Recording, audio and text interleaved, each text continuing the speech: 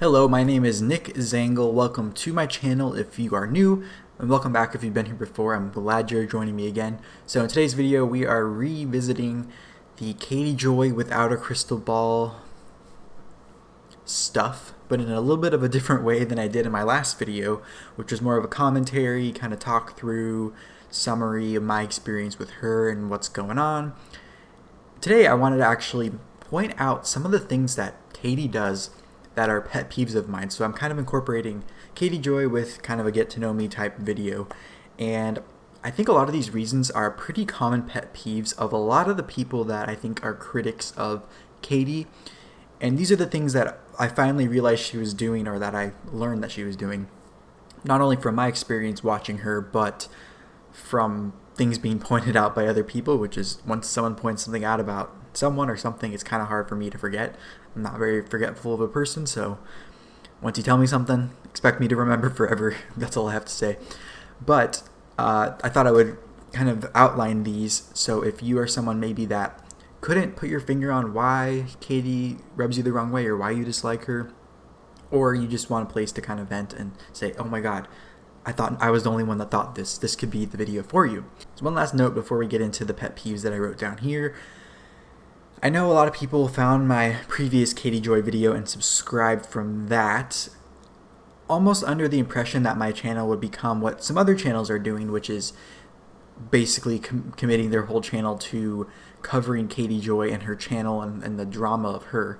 And I wanted to make sure I didn't do that, so many of you who maybe subscribed and are now seeing this video, even though I've had a few videos since my last Katie Joy one, who are maybe a little confused or maybe thought the channel was going to be something it's not. I just wanted to come out here and acknowledge that and know that I will be covering her here and there when things update, because I have a feeling she's not going away anytime soon, but I wanted to make sure that I cover a whole bunch of stuff that I like talking about, not just one person. And so I hope that if you subscribed from the last video because of Katie Joy, that you give the other videos on this channel a chance, and if you're looking for kind of a more diverse collection of videos, not just Katie Joy but other stuff as well, especially if you like kind of a political commentary also, or more social media and cultural commentary, this is the channel for you, and I would love if you subscribed to the channel for that, for weekly videos on those topics commentary wise. So now that I got all that out of the way, let's dive into the topic of Katie Joy and pet peeves of mine that come out in her that she does. So one, over-abbreviating things in general. For her, she over-abbreviates, or she really likes using the term fundies, like Fundies, in reference to fundamentalists religion-wise, meaning like fundamentalist Mormons, I guess, fundamental Christians, fundamental whatever. And she really likes to pick apart that part of society that really is very, very strongly devout religious people, for lack of a better term I can think of.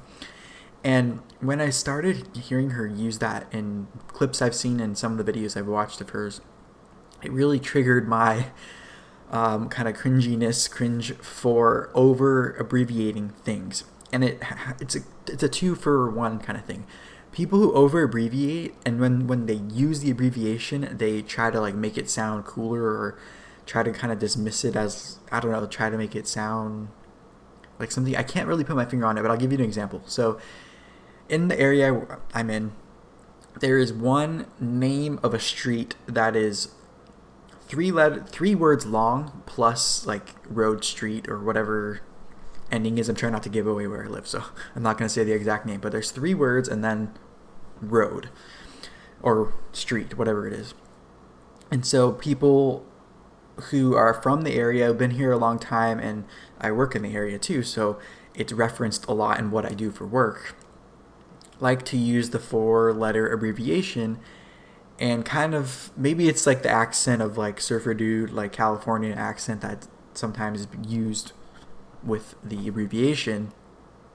It just rubs me the wrong way for some reason, as someone trying to be like, trying too hard to be cool, or trying too hard to sound like they know what's going on, or they know the area, or they know something that they don't.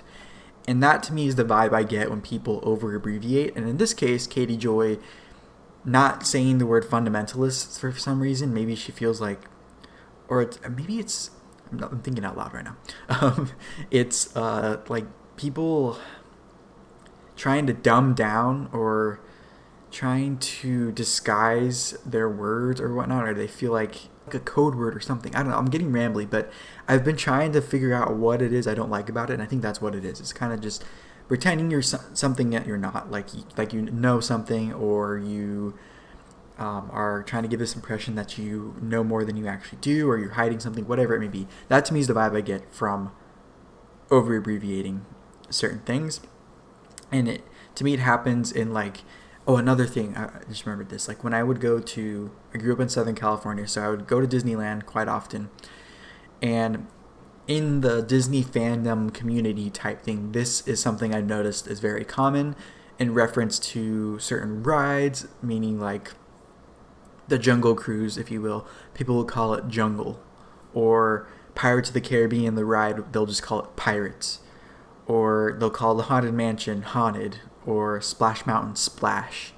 I'm trying to think of other ones.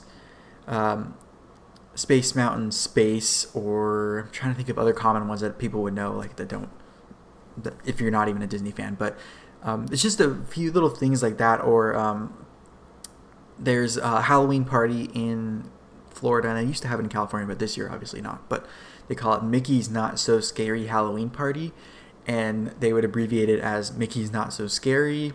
I don't know. It's just something of mine that I kind of feel weird. Oh, and then there's Disney's California Adventure here in California, and they call it DCA.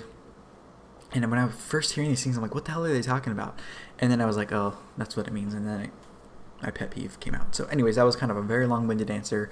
Kind of me thinking out loud, but that's my first thing that kind of rubs me the wrong way about Katie. All right. Next was hypocrisy. And I put in parentheses, do as I say, not as I do. And this pet peeve of mine has been very widespread in 2020, from politicians to social media figures to cultural figures to celebrities, whoever. This is the thing, one of my biggest pet peeves, besides the more microaggression that I just talked about, which is over-abbreviating.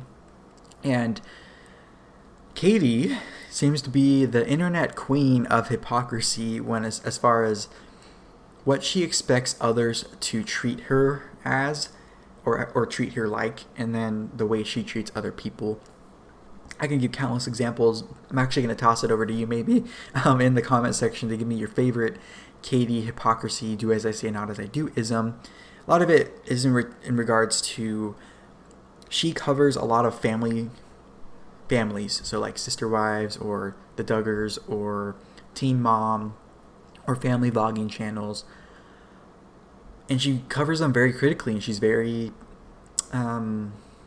she digs deep into the information and tries to really expose these people, for lack of a better term. And when the tables started turning on her, she started giving this impression that we weren't allowed to talk about her. Now, I know fully well, just from a personal experience, I know putting myself online, whatever I talk about or whatever I judge people on or kind of analyze their situation, I am fully accepting it, and I am fully aware that people can do the same to me. So when I choose to kind of dig deeper and whatnot, I try to do it in a way that's not vindictive or not trying to ruin them. I try to just work with whatever information is out there, and if something's not adding up, I kind of say that I don't think this is adding up, and here's why. This may be a theory, whatnot. But I don't think Katie is like that, and she was very, you can tell just by her facial expressions and her tone that she was pretty vindictive, and just for whatever reason, I don't know if it's something she's actually figured out, but it's something subconsciously that she loves seeing other people, especially regarding like the religious families, exploitative side of things, seeing people and women and successful women and beautiful women and men who are not necessarily the best caretakers of their family or the most upstanding men. She seems to get so much joy, Katie Joy, out of seeing them in scandals or failing or getting in trouble or something like that. She seems to really love that. So that is her hypocrisy. I'm sure there's tens of examples I might even be missing. So if I'm missing any, leave them in the comments as you continue listening. Okay, my next pet peeve that Katie Joy brings out, or that she has, that I've noticed, and actually kind of goes with the over-abbreviating thing that I kind of explained a little bit ago, which is fake expertise, or giving the impression that you know more than you actually do. Now, I pride myself personally on, when I know something, like for sure, I will dig my feet into the ground and say, I know this is correct. But if I don't know something is correct, I am not afraid to say I don't know or to ask questions.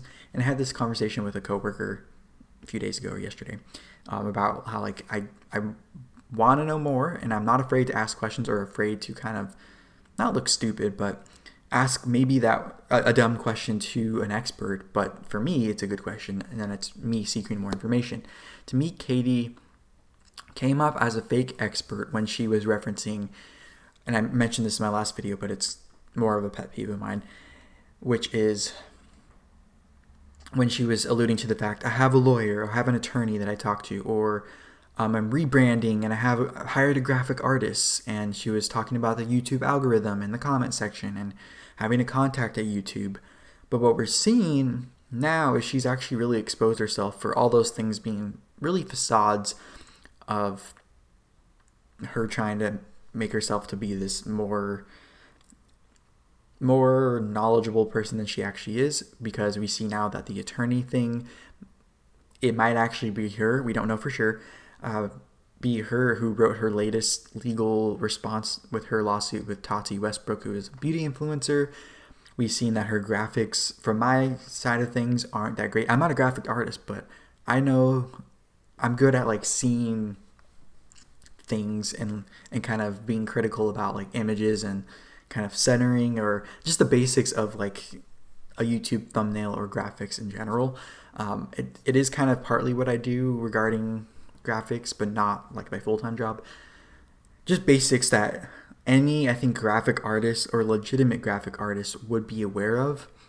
And if they weren't, then it would be the job of the YouTube channel owner or creator who is seeking out this professional help to give that guidance, saying, hey, maybe I need this kind of change, or I need to make sure this is clear, or that's not blocking people's faces, or it's not being blocked by a timestamp, or whatever it may be. And those were dead giveaways to me that maybe she hired someone who pretended to be a graphic artist, or that it wasn't really a graphic artist. She was using it to kind of sound more important than she is. So, and then as far as the analytics thing, she was talking about, or she was really trying to make the impression that she knows how the algorithm works, and to stay away from certain things that you put in the comments or whatnot, or moderators. But clearly, she probably doesn't really know what's going on, because if you did know about the YouTube algorithm, that last thing I talked about with the graphics would be an important thing you would talk about. Or you wouldn't be blaming YouTube for censoring your videos, or not giving notifications out, when it would be something you could look up, knowing how notifications gets pushed out, or how your subscribers are made aware of your videos. And she would just blame them, saying that there's some glitch or something wrong, when in reality it could be that her content is the problem. So that's kind of, those are my general thoughts on Katie Joy as a fake expert. So copying others is the next pet peeve of mine. I would equate this to cheating, really.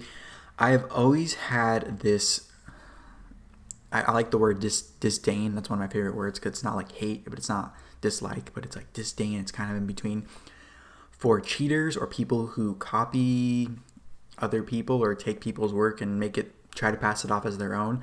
I just think it is the cardinal rule and the sin that is like the most yucky, especially online and for any content creation or media or any creative endeavor.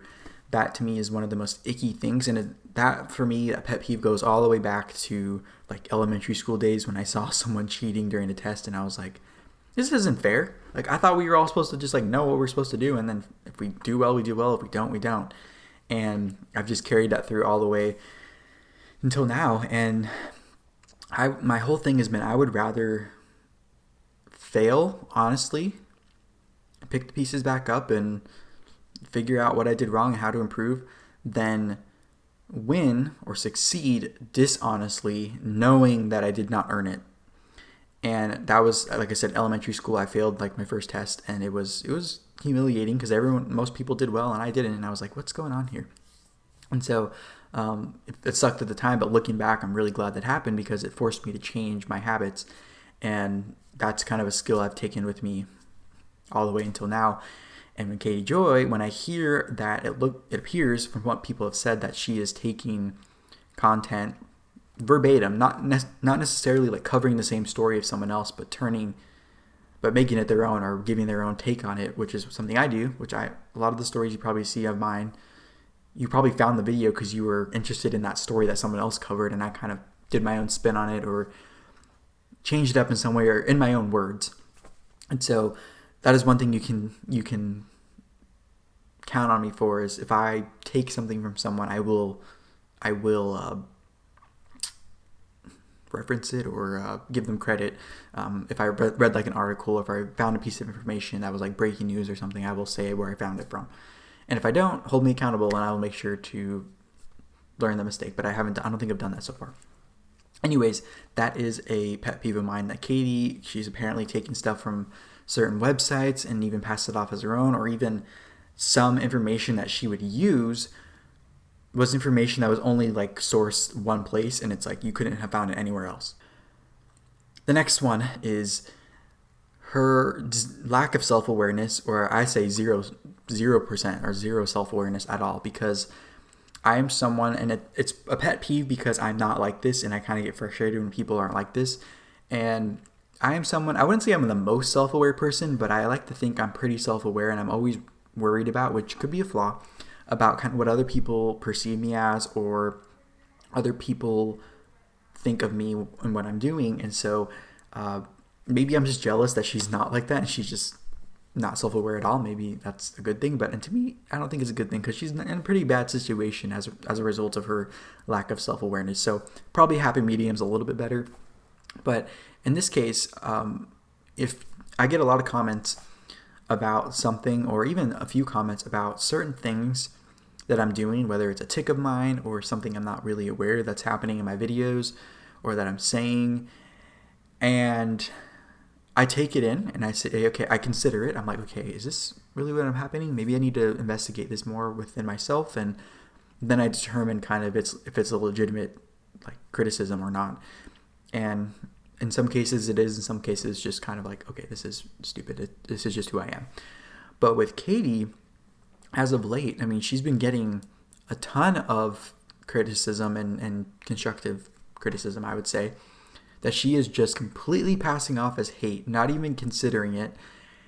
And it's resulting in her looking really dumb and getting in a lot of trouble, to the point where people actually don't even care if they talk about her anymore, because we know or even trying to help her, because at this point it appears she's going to have to learn the hard way, and it is what it is. So her lack of self-awareness is kind of her detriment at this point, and it's a pet peeve of mine, especially if it's someone I have to deal with like in person. So luckily I don't have to deal with her in person at this moment.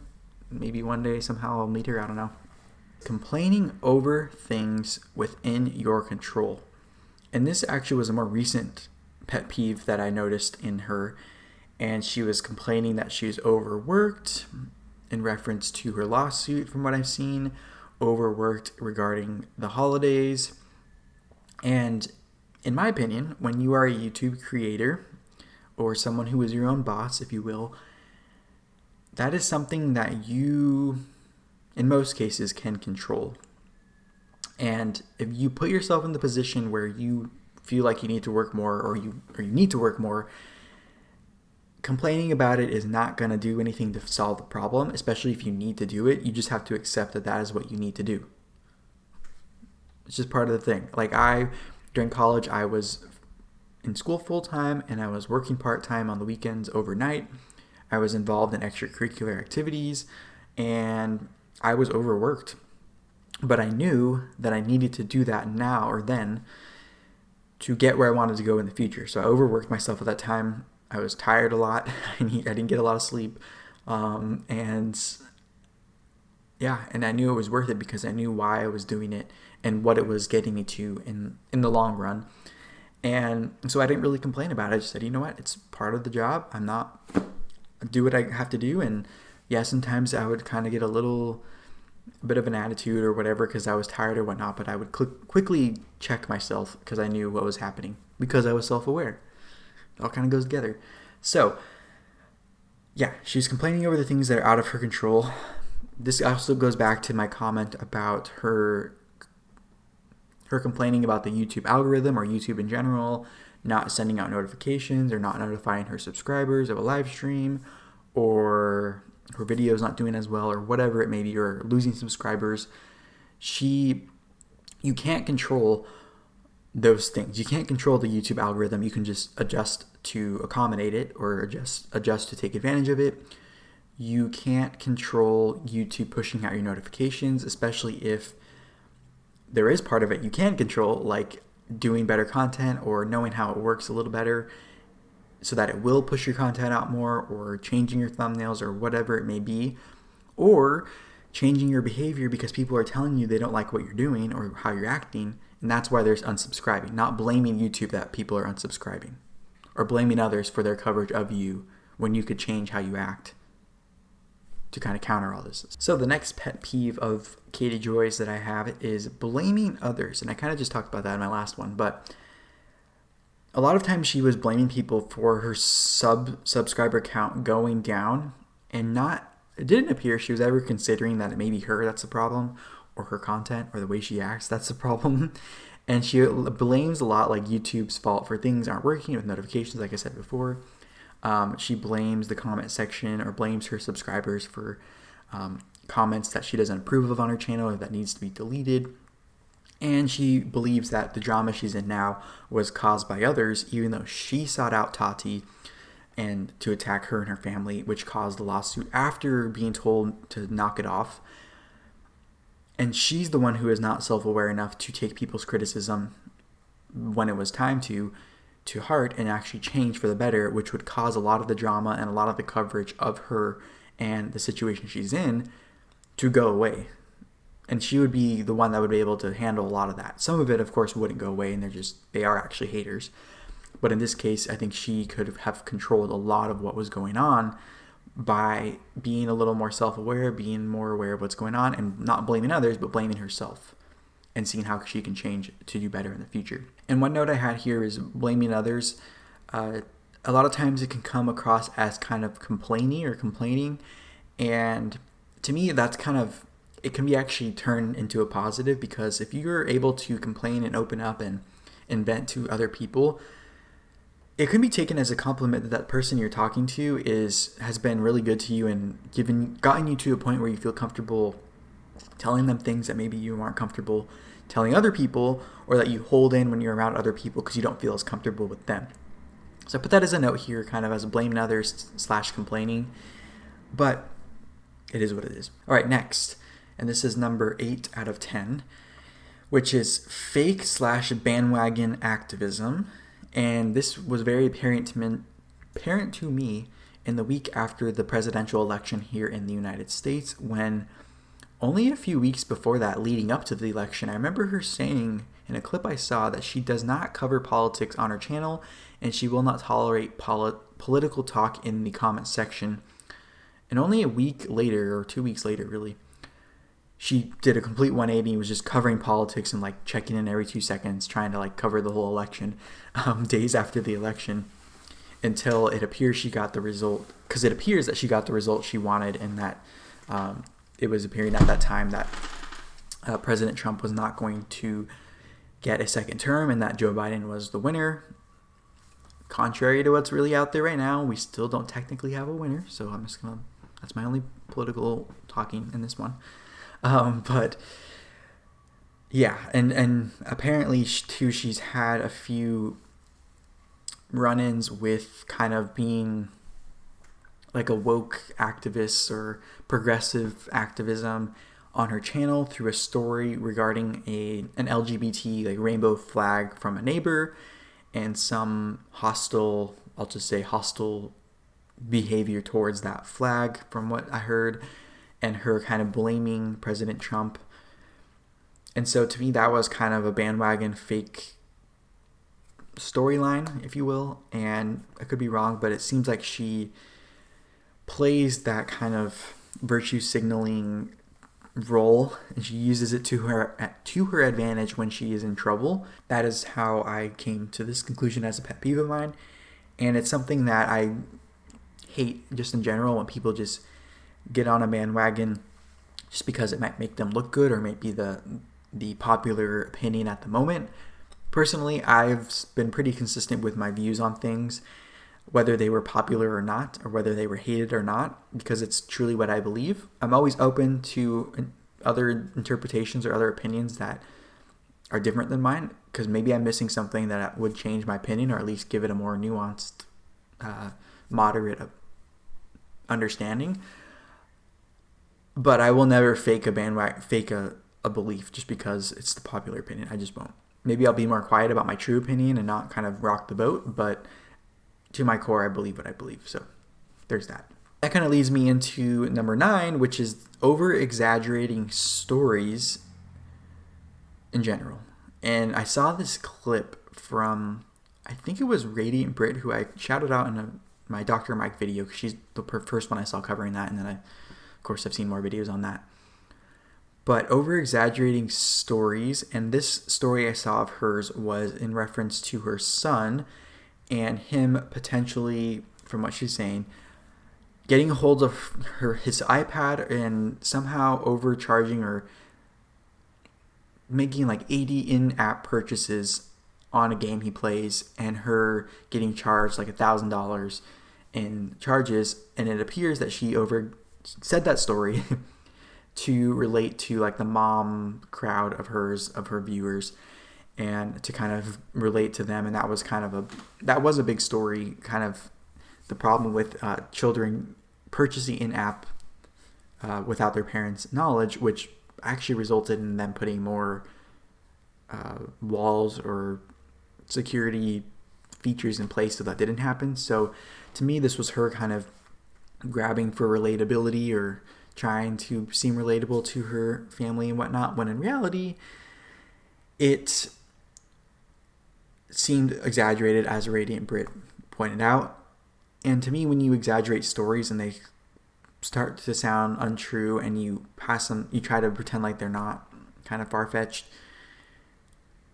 then you start losing trust with your audience or whoever you're talking to, friends, family, coworkers, whatever, which then starts them questioning everything about you. So, and this also came up with the Tati situation, where she took things that were mentioned in the lawsuit with Tati and their business partner from Halo Beauty. Look up that if you don't know what that's about, but I'm pretty sure if you're on this video, you probably know. And when I say over-exaggerating, I mean taking Tati's husband's like teenage years, his trouble and his run-in with drugs and the law, and equating that to him being a career criminal. Like over-exaggerating what was found in this story or in this lawsuit, and just blowing it up to make this completely untrue statements and whatnot from what we've heard, which makes people not believe anything she says, even if it is true. Now that we don't really believe anything she says. So this is part of the problem, and what has caused her to be in such a deep trouble is that she has given people one reason to start looking deeper into her, kind of the way she did with Tati, and now we're finding out all these things, and we're putting pieces together that we were kind of ignoring before, and now we're seeing the full picture of like, oh, this person maybe isn't that great of a person. So there's that. And my number 10, last one of this video, pet peeve of mine, is gaslighting. I know this has been kind of a buzzword of the moment, gaslighting, and it's been used in not necessarily the best context or the best situations as of late, which is causing it to lose its real meaning. Just like a lot of other terms that have been used as of late, like racist or sexist or misogynist or homophobic, or a lot of these other terms that have been thrown around in situations where they don't necessarily apply, or they've been used to take advantage of a situation or use it for an agenda. But in this case, I think Katie fits the definition of a gaslighter or gaslighting. And the situation, and basically, if you don't know what gaslighting is, it's basically talking about something or saying something and then expecting others to just ignore it and then get mad if they don't follow what you said, even though you just talked about what you told people not to talk about. If that makes any sense. And I'll give you an example. So for Katie, if you may remember, she talked about sexual assault. And I know people tell me not to say that word, but I don't care. I don't care about the YouTube censors at this point. About sexual assault regarding one story. And then when that story, and you may know what I'm referring to, but I don't really get into the details of that story. It's just more of a general thought. When that story turned out to maybe not be so true, or some of it was exaggerated, she then shared her own sexual assault story, in my opinion, to kind of take the heat off of her and bring her back to getting support, and it goes back to that fake virtue signal, fake activism that I talked about. Get her support back or get people back on her side. But then people started talking about her assault story because she shared it online, and she told people, don't talk about this anymore. We're not talking about this anymore. If you put it in my comment section, I'm going to delete the comments and whatnot, and started lashing out at people for commenting on the things she shared. And then what made it even worse, which that's really gaslighting itself, she poured even more gasoline on the fire and then made a video saying, thank you so much for your support. I'm doing okay. We're not going to talk about why I was feeling a little down or why people were attacking me or whatnot. But I'm doing okay, and just know I'm okay, but we're not going to talk about it. It's like, then stop talking about it, or don't talk about it at all. That's gaslighting to me. That was a perfect example from her. That was just so obvious to me. And the same thing happened with a few other creators I saw on YouTube that were smaller than Katie, but still prominent, who regarding COVID-19 and them talking about someone they lost to COVID-19, saying so sad, and we're mourning the loss of a friend or whatnot. And in that same post saying, I'm so mad at the people that weren't wearing masks or that weren't taking this seriously, that killed my friend. And then people started commenting in the comment section, well, masks aren't proven to work or whatnot, or kind of going against the narrative of how we are supposed to fight COVID-19. And this person believed that narrative. And then they got mad and edited the post saying, I'm not going to respond to any more people commenting about being anti-mask on a post about mourning the loss of someone who died from COVID-19, when in reality, the original poster, the content creator, was the one that started bashing people for the way they were handling the pandemic or the way they were responding. And apparently they expected people not to push back if you're calling them out, saying they're bad people or that they're murderers or whatever for the way they're handling the pandemic. So that was another example of gaslighting that I don't know. Katie might fall into that category of doing that. Let me know if she ever was that type of person with COVID-19. I'm pretty sure she was, but I don't remember specifically, because I think at that point I was kind of tuning her out. But anyways, so let me know what you think in the comments. Are these pet peeves of yours? And have you ever noticed these things about Katie Joy? And if there's any more pet peeves that you came across regarding Katie Joy, leave them in the comments. I'd love to know what things kind of tick you off about her and her behavior that you see in other people that annoy you. Let me know. And if you liked what you saw here and you're interested in more commentary videos, not only from Katie Joy and the whole situation around her, but other things even in regards to politics, cultural things, social media things, make sure to subscribe to this channel and check back every few days, every week, for new videos. And if you liked what you saw here, give this video a thumbs up because more people will see it. And with that said, thank you so much for taking the time to listen to me, and I will talk to you in the next video. Bye-bye.